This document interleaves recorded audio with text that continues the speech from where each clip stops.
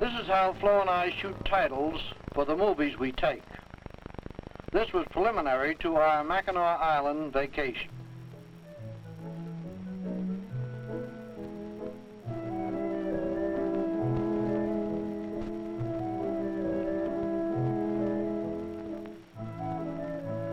Whether Mackinac is spelled with A-W or A-C at the end, the pronunciation is the same, Mackinac. After the 1953 Detroit Motor City Motivator, we flew to Flint, Michigan, picked up a new 1953 Buick Roadmaster for Flo, and drove north through Michigan to Mackinac City. Mackinac City is on the south shore, and St. Ignace is on the north shore of the Straits of Mackinac. They are now connected by a long bridge. And Mackinac Island is located in open water several miles east of the center of the bridge, and thus a triangle is formed. No automobiles are permitted on Mackinac Island, so special safe parking areas are provided on the mainland.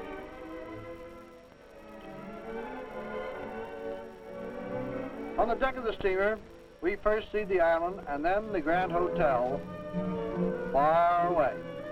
And here's a telephoto shot of the Grand Hotel, high up on the hilly island. There's a good harbor for the steamer landing, which is now located in what is known as the city of Mackinac Island. As we approach the shoreline, it looks like this.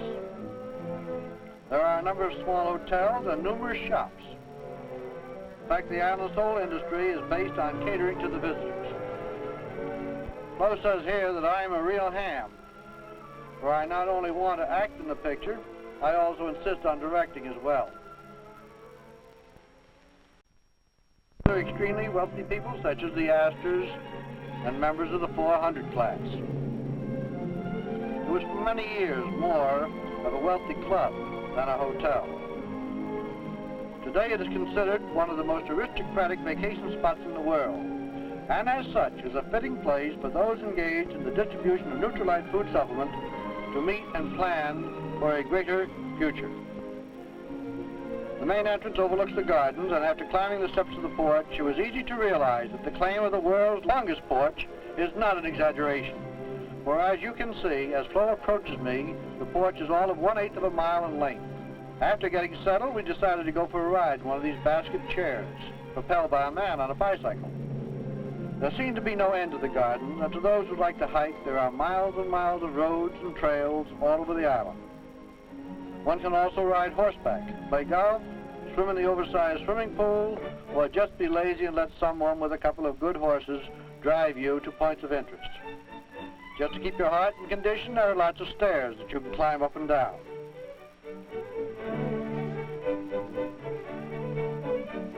It's interesting to see so many indications of the horse-drawn era, and so few of the present-day mechanical means of transportation. At the top of this view of the hotel, you see the tower. We decided to take some panorama shots of the island from that vantage point, and made a title for that purpose. Starting with a wide-angle lens, I swung around, getting a good view of the island and the waters surrounding it, until I came to the swimming pool, and I switched to a telephoto shot of the pool. Although we were only on the island for 3 days, in the early part of July, it was not warm, just delightful weather. The hotel is only open about 80 days a year, and reservations have to be made far, far in advance. I continued my handheld panoramic shot to complete the circle.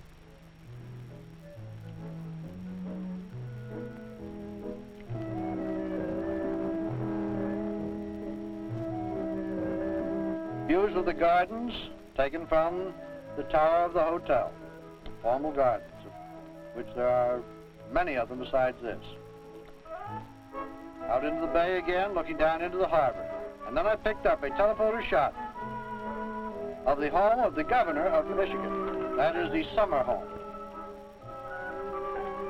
We decided to take a carriage ride.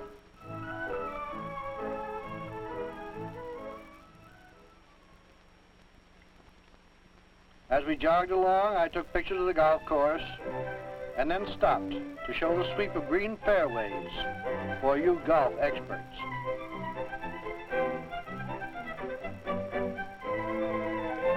When first settled, the island was subject to attacks by Indians, and high up in the defensible location, Fort Mackinac was built.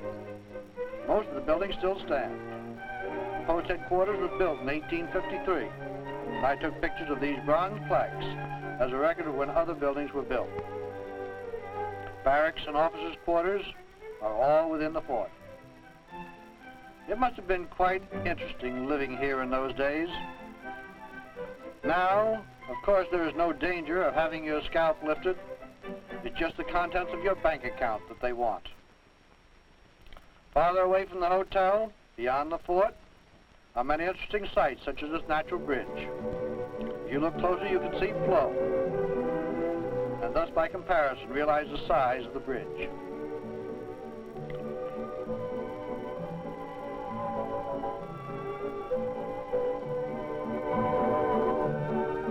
As I plan to take colored pictures at night with just ordinary lighting of the hotel, I loaded my camera with fast artificial light film and set the speed at 8 frames a second.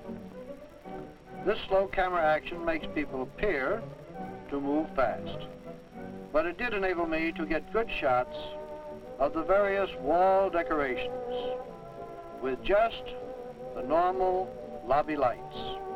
The people sitting below the murals all very kindly permitted me to include them in the pictures. By first asking if they did mind my taking their picture, I avoided any unpleasantness should someone object.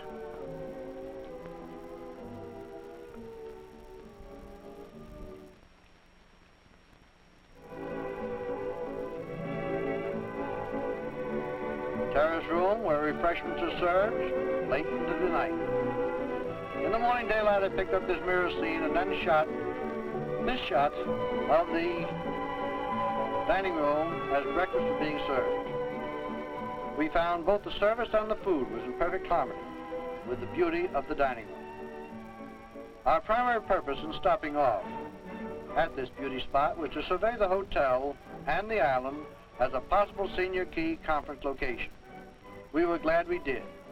And so, with our short vacation coming to an end, we head from the hotel down to the steamer in a surrey with the fringe on top. We had arranged to have our car transferred to St. Ignace on the north shore of the Straits of Mackinac, and so we took this steamer to St. Ignace. And with the memory of this grand hotel